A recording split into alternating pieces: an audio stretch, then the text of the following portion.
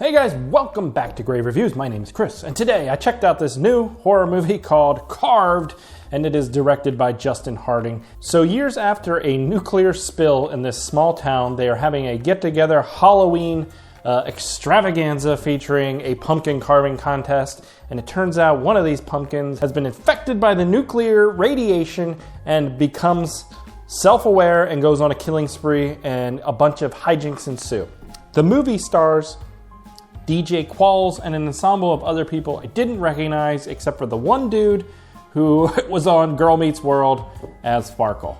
And yeah. Oh yeah, and Chris Elliott. He's in it doing a really bizarre accent, and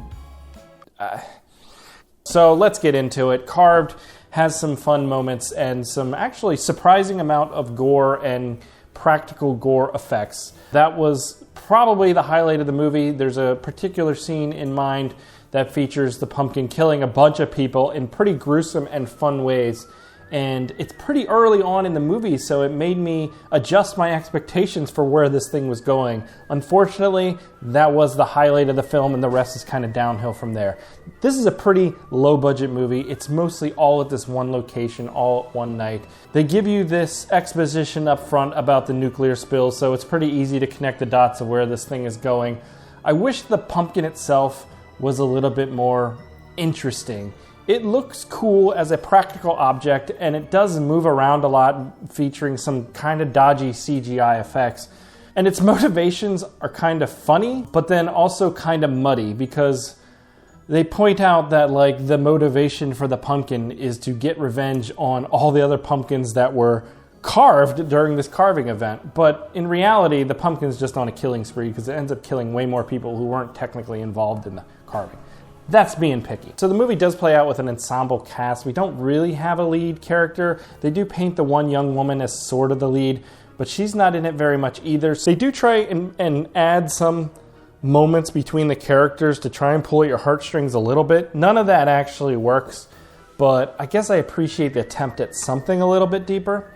Or honestly, I would have preferred if they just threw all that out and just went for more of the gruesome fun kills, because when that was happening, I was entertained. About 45 minutes into this movie, I thought for sure it was coming to the end, and when I checked and we were only halfway through, I knew we were in for some trouble. The movie becomes very repetitive, characters running around this small farm. It's very plotting, it's waiting for something interesting to happen, because it just feels like a lot is just filler to pad this thing out. I think the tone is correct, though. It does seem very self-aware and campy, and that I appreciate it. And there was a few jokes where I did chuckle, but nothing in here is really that funny.